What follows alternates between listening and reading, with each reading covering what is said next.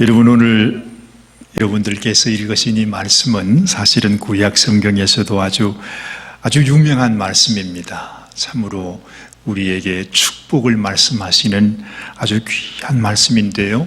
예수님께서 구약 성경 이사야서 61장 1절로 3절에 있는 말씀을 예수님이 회당에서 이제 그 말씀을 찾아가지고 지금 우리가 듣는 것처럼 이렇게 말씀을 읽어 주신 것입니다.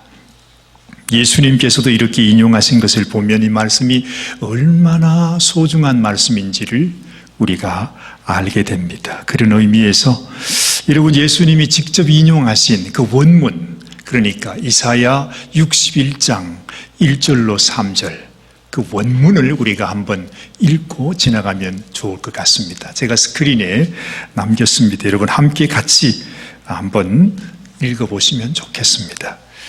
주 여호와의 영이 내게 내리셨으니 이는 여호와께서 내게 기름을 부어사 가난한 자에게 아름다운 소식을 전하게 하려 하심이라.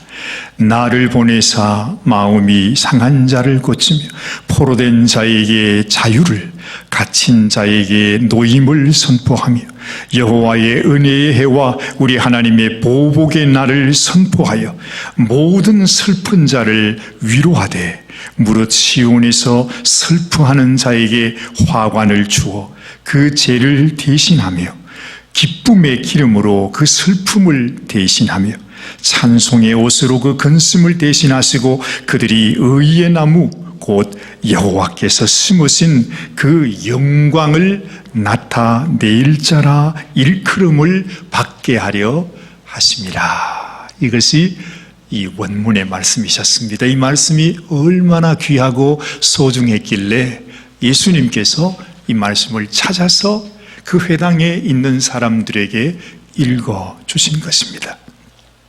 아마도 여러분 모든 성경 말씀 얼마나 많습니까? 그죠? 이 성경 66권을 그냥 한 문장으로 간단하게 말해주세요. 그러면 아마 이 말씀을 얘기하면 정답일 것입니다. 성경에 있는 가장 핵심적인 말씀이 이 속에 들어있다 하는 것입니다. 그런데 예수님께서 왜 안식일에 회당에 모인 사람들에게 이 말씀을 찾아서 읽어주셨을까? 그게 또 마음에 궁금한 것입니다.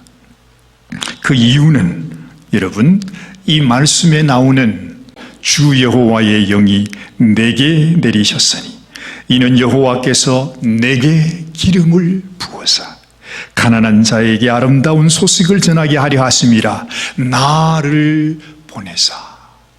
여기에 나타난 나, 이게 바로 나다. 그 말씀을 하시는 것입니다. 여러분, 예수님이 태어나기 전 700년도 넘게 전에 이사야의 말씀이 기록되었습니다. 그런데 예수님이 이 땅에 오시기 태어나기 전 700년 전에 예수님께서 이 땅에 오셔서 어떤 일을 하실 것인가? 아니, 그 말씀이 적혀 있단 말이죠. 근데 예수님께서 그 말씀을 척 찾으시더니 여기에 나오는 내가, 여기에 말하는 내가 바로 나 예수다. 지금 그 말씀을 하신 것입니다. 여기서 우리가 주목해야 할 것이 또 있습니다. 그것은 예수님이 지금 이 글을 언제 읽어주시느냐 하는 것입니다. 그리고 예수님이 이 글을 지금 어디에서 읽어주냐 하는 것입니다. 예수님이 언제 이 글을 읽는 것이지요? 다른 복음서에 보면 그것이 별로 무슨 특징이 나타나 있지 않습니다. 그런데 누가복음에서는 특별히 지금 누가복음 4장 아닙니까?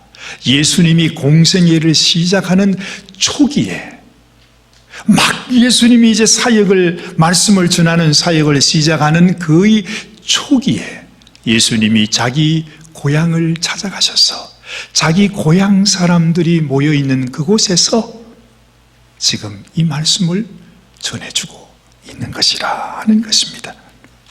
여러분, 이게 무슨 뜻이겠습니까? 여러분들에게 어떻게 전해오십니까? 아니, 예수님도 사람이잖아요. 여러분, 이제 예수님이 30년 동안을 사시고 공생애를 시작하신 지 얼마 되지 않았단 말입니다. 아마 예수님도 그때 젊으셨으니까 자기 마음속에 하나님께서 예언하신 그 말씀이 바로 나를 통해서 성취가 되었는데 얼마나 기쁜 소식이에요. 하나님의 이 축복의 말씀이 이제 이렇게 성취가 됐다는 거죠. 이걸 여러분 누구에게 먼저 알려주고 싶을까요? 그래도 아는 사람에게, 좀 아는 사람, 모르는 사람보다는 내 친척이나 내 친구나 내가 잘 아는 사람한테 빨리 가서 전해주고 싶을 거 아닙니까?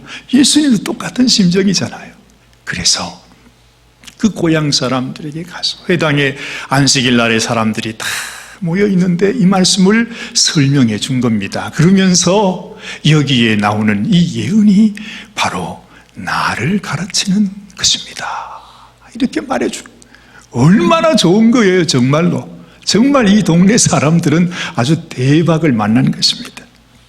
그러면서 예수님은 이렇게 말하죠. 이 말씀이 오늘 너희 귀에 응하였느니라. 하나님의 축복의 말씀, 예언의 말씀이 오늘 여러분들의 귀에 직접 들렸다는 것입니다. 이야, 진짜 아주 뜨끈뜨끈한 금방 만든 밥을 만들자 말자 먹으면 얼마나 맛있어요. 지금 하나님께서 이루신 이 놀라운 역사를 주님이 아주 뜨끈뜨끈한 걸로 가장 먼저 그들에게 주고 있다는 것입니다. 그런데 안타깝게도요, 그 사람들은 이 주님의 마음을 몰랐어요. 이 주님이 전하시는 이 소식, 이 예언의 말씀이 성취되었다고 하는 것이 얼마나 귀한 소식인 것을 그들은 알지 못했습니다.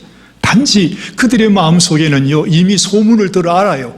아니, 예수가 다른 동네에서 희한한 일을 행한데 병도 고치고, 어이구, 예수한테만 가면 온갖 일이 일어난다고 그 소문을 듣고서 이 사람들의 마음속에는 예수가 왔다니까 우리한테도 그거 한번 보여주겠지? 야, 예수야, 우리한테도 그거 한번 해봐. 지금 그 생각만 가지고 있는 것을 예수님이 아신 것입니다. 그래서 마가복음에 보면, 마가복음 6장에서는 예수님이 아무 권능도 행할 수가 없어요. 그 사람들 앞에서 정말 하나님의 축복을 그들에게 보여주고 싶은데, 축복해주고 싶은데, 병을 낫게 해주고 싶은데 아무 권능을 행할 수 없어서 소수의 병자에게 그저 안수해서 고쳐주실 뿐이었다. 그러면서 세상에 예수님께도 이상한 일이 있어요. 전지전능하신 주님도요, 이상하다. 왜 이 사람들이 내 말을 못 알아들을까? 지금 이 놀라운 은혜와 축복을 그들에게 전해주고 있는데 깨닫지를 못하는 것입니다.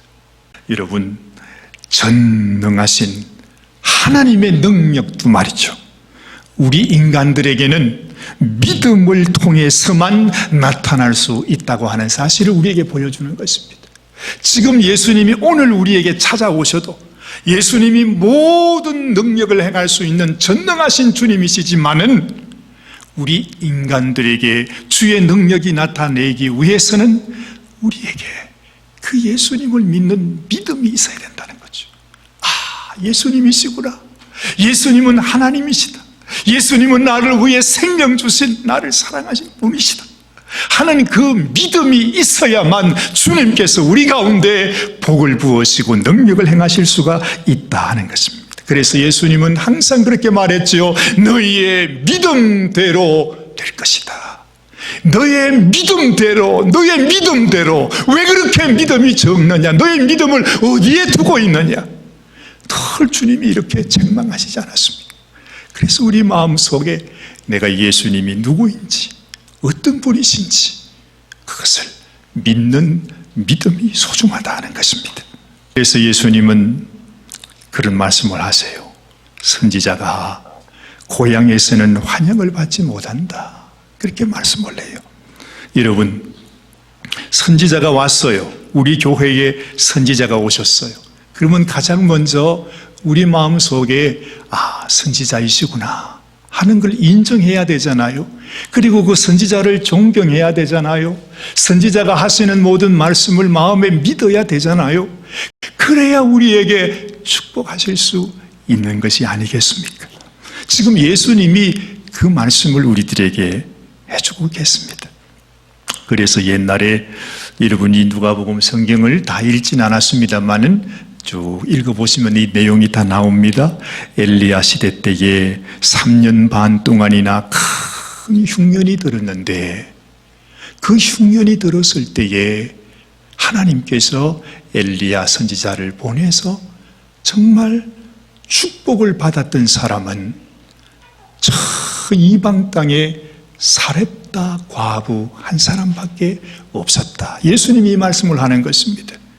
또 그리고 엘리사 선지자가 있었을 때에 수많은 나병 환자들, 문둥병자들이 그 이스라엘 땅에 많았지만은 정말로 그 엘리사에게 와서 나병 환자를 고침받은 사람은 이스라엘 사람이 아니라 저 아람 나라의 나만 장군 한 사람밖에 없었다. 지금 그 말씀을 하시는 것입니다.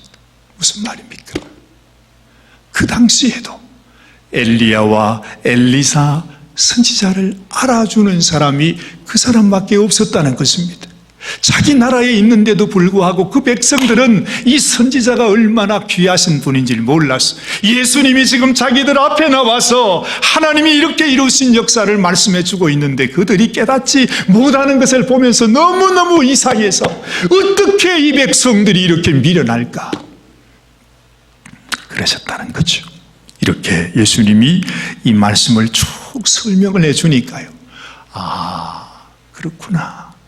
여러분도 이렇게 잘 알아들으시는데 다 고개를 끄덕끄덕 하시면 알아들으시고 여러분 그분들도 예수님 말씀을 좀 알아들었으면 얼마나 좋아요. 그런데요, 예수님의 이 말씀을 듣더니 이 사람들이 벌컥 막 화를 내면서 예수님을 쫓아냅니다. 그래가지고는 예수님을 저 마을 끝에 낭떠러지가 있는 곳까지 끌고 갔습니다. 그리고 낭떠러지에 던져서 죽이려고 했습니다. 그게 오늘 말씀 내용입니다.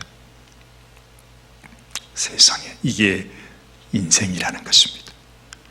그들을 사랑해서 그들에게 이 복을 전하기 위해 다가간 예수님을 뭐가 그래 잘못했다고 하나님의 말씀을 전하는데 그게 자기의 비위에 걸렸다고 해서 예수님을 죽이려고 하고 있습니다. 여러분 그 반면에요, 하나님께 축복을 받을 아무 자격도 없는 사람 같은데 정말로 하나님께 큰 은혜와 복을 받은 사람이 한 사람이 있습니다.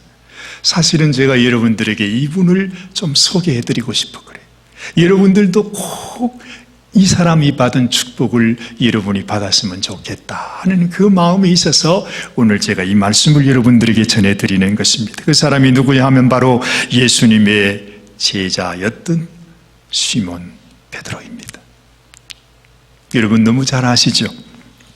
시몬은 베드로의 원래 이름이었습니다. 그리고 베드로는 이 시몬이 예수님의 제자가 된 이후에 예수님께서 이 베드로의 아주 이쁜 모습을 보시고 예수님이 베드로에게 너는 시몬이라 하지 말고 베드로라 해라 이름을 주었어요. 그래서 이 시몬 베드로는 이름이 두 개입니다. 그는 태생이 원래 어부로 태어났습니다. 어부로 자라난 아주 험한 뱃사람이었습니다. 언뜻 생각만 해도 예수님하고는 좀 안 맞아요. 아니 적어도 예수님의 제자가 되려면 저처럼 이런 스타일이어야 그래도 예수님과 같이 따라다닐 수 있을 텐데 여러분 생각해 보세요. 날 때부터 아마 어부의 가정에서 태어났을 것입니다. 갈릴리 바다에서 뱃사람으로 뼈가 굴른 우락부락한 사람입니다. 얼굴도 막 시커멓고 이발도 안 한 데다가 막 그랬을 것입니다. 그렇죠? 예수님하고는 정말 안 맞을 것 같은데 제가 생각해 보니까요, 제가 이제 신앙 간증을 이렇게 자주 듣지 않습니까? 여러분도 그렇겠지만 요즘은 유튜브가 있으니까 얼마나 자주 들어요. 그렇죠? 매일 한 편씩은 들을 거예요. 한평생 제가 말씀을 들어도요, 뱃사람이 목사가 됐다는 감정은 아직 한 번도 못 들어봤어요. 뭐 제가 몰라서 그렇겠지만, 그런데 세상에 이 베드로는 뱃사람인데 예수님의 제자가 됐다 이 말입니다. 여러분, 이건 이 시몬이 정말로 흙수저였는데 예수님을 만나 금수저가 되었구나, 그런 마음이 듭니다. 그런데 여러분, 이 시몬이 베드로가 되었어요. 예수님의 제자가 되었어요. 그런데 그 베드로라는 이 시몬이 예수님이 받아 죽게 되는 그때, 그 밤에 마치 마지막 가시는 예수님의 등에다가 칼을 꼽는 것처럼 너무 비겁하게, 세상에 어찌 그럴 수 있어? 나 같아도 그렇게 하지는 않을 것 같아. 예수님 앞에 그토록 사랑을 받고 수제자라고 그러고 예수님을 따라다니며 살았던 그 베드로가 예수님이 묶여서 지금 매를 맞고 채찍을 맞고 침뱉음을 당하고 있는 그때에 그 뒤에서 말이죠, 예수님이 다 들리는 그곳에서 베드로가 말합니다. 나는 저 사람 몰라. 저 사람 나하고 아무 관계없는 사람이야. 야, 너도 저 사람하고 같이 다녔잖냐.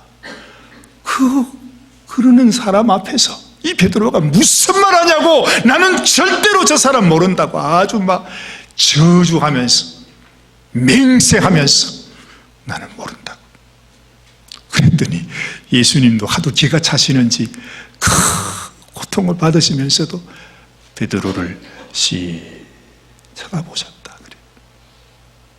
그때 뭐가 울었어요? 새벽닭이 울었어.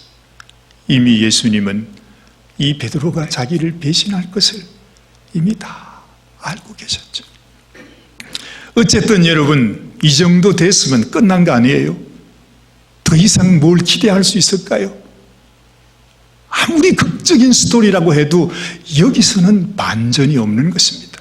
끝난 것입니다. 그런데 말이죠, 이 베드로가 얼마나 축복의 사람이 됐습니까? 어떻게 이 베드로가 이런 은혜, 이런 복을 받을 수 있었을까? 이것이 이제 여러분 오늘 읽진 않았습니다만 누가복음 5장 바로 이 말씀 그 뒤에 계속되는 스토리가 이렇게 전개가 되는 것입니다. 여러분, 거기 보면 베드로는 예수님이 자기에게 하시는 말씀, 지금 이제 베드로가 예수님을 처음 만나는 그때로 다시 돌아가는 겁니다. 왜 예수님께서 베드로를 좋아하셨을까?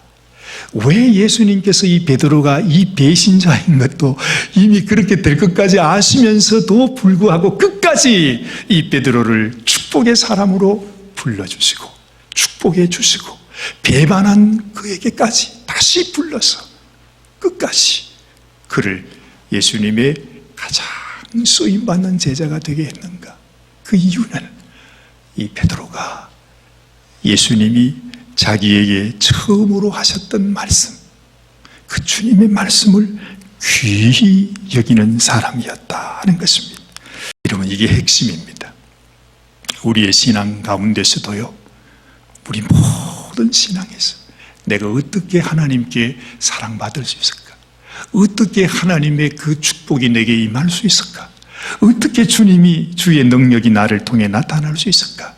그것은 오직 하나, 내가 예수님이 주시는 말씀을 얼마나 소중히 여기느냐에 달려 있습니다. 여러분, 저도 그렇고 여러분도 그렇지만 우리가 이렇게 하나님을 예배하면서 있지만 우리가 얼마나 말씀을 사랑하나요? 저도 지금까지 여러분들과 함께 3년 동안을 신앙생활 해오면서 아마 제 기억에는 저의 모든 말이 다 우리가 말씀을 깊이 묵상하셔야 합니다. 그 말씀 속에 비밀이 있습니다. 그 말씀 속에 모든 보물, 보화가 다 들어있습니다. 내가 말씀을 가까이 하는 것은 바로 내가 예수님을 가까이 하는 것입니다. 내가 말씀을 가까이 할 때 주님의 축복과 사랑과 비밀이 내게 다 오게 되는 것입니다. 여러분들에게 드린 말씀 한마디로 말하라면 그것밖에 없어요. 그래서 지금도 여러분들에게 이 말씀 묵상 카드를 보내드립니다. 이건 그저 여러분들이 퀴즈 하라고 드리는 것이 아니고 여러분들이 한 주간에 단 한마디라도 한 절이라도 그 말씀을 깊이 묵상해 보라는 것입니다.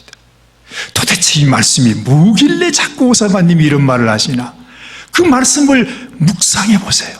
마치 금을 캐듯이, 광산에서 금을 캐듯이 도대체 이 말씀 속에 주님이 나에게 말씀하시는 교훈이 뭘까?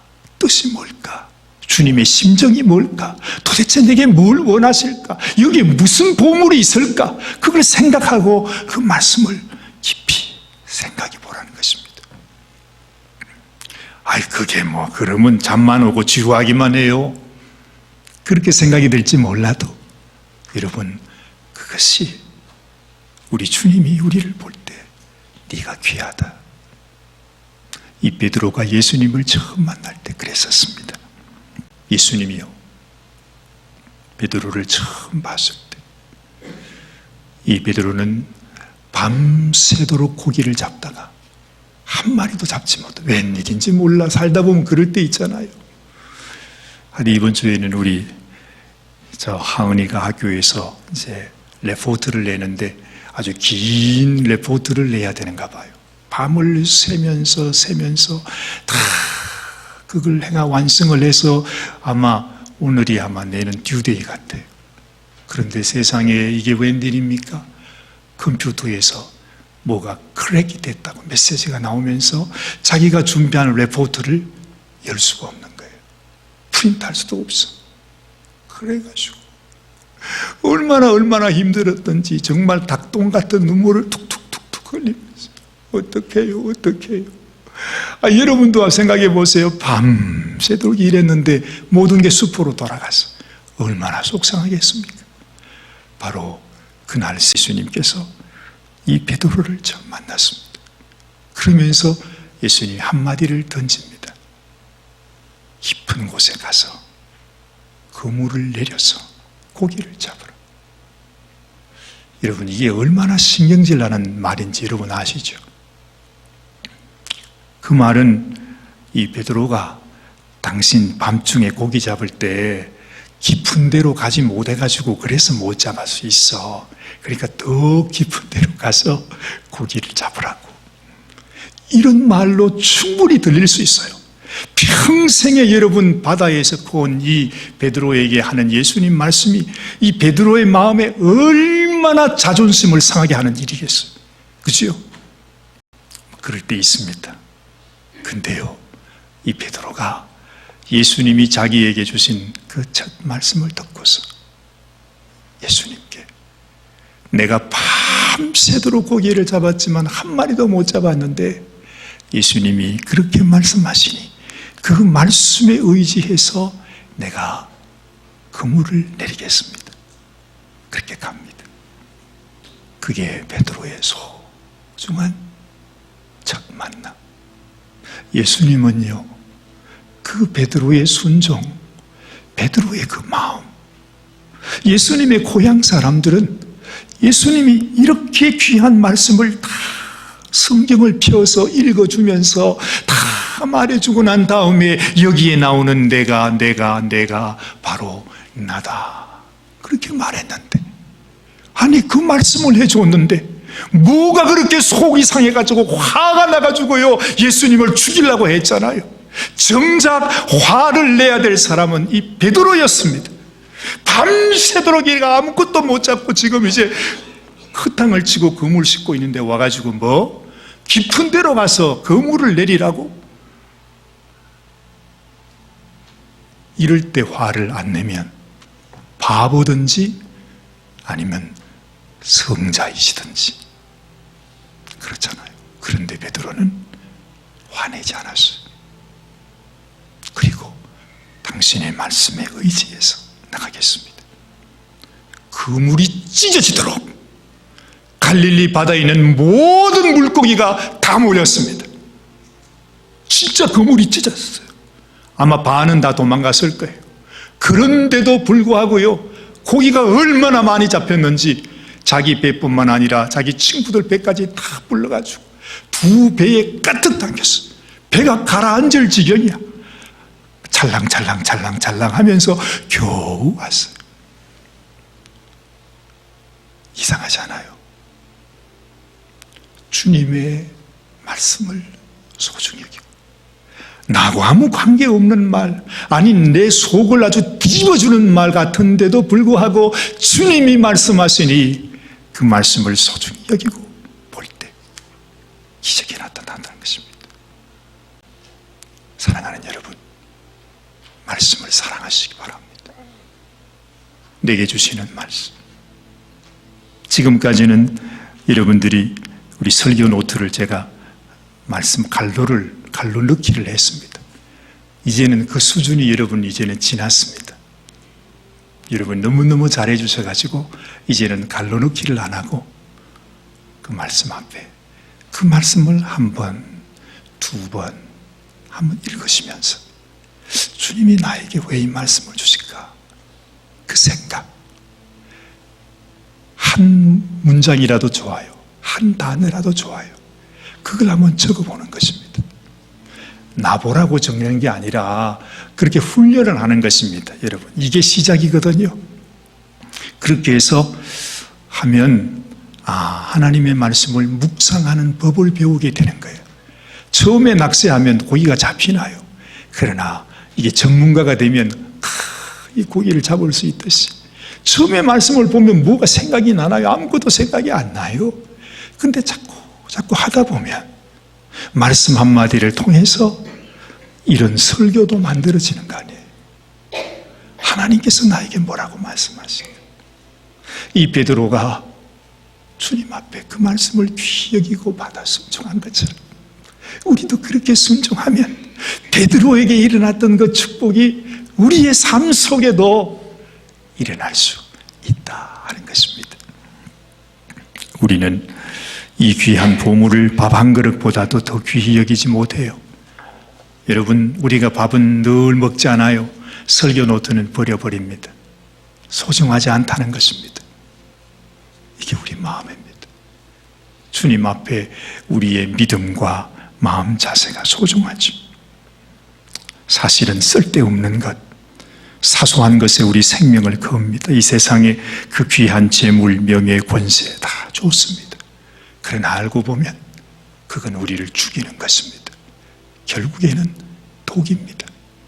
결국 우리를 하나님에게서 멀리하게 하고 결국에 멸망을 향해 가는 것이 이 세상의 재물이요, 세상 권세요, 세상 명예입니다. 오죽하면 예수님께서 부자가 천국 가는 것은 낙타가 바늘기로 들어가는 것보다 더 어렵다 말씀했겠습니까? 너희 부하고 높은 자들, 너희들에게 임할 고통을 인하여 통곡해라. 아예 성경은 그렇게 말합니다.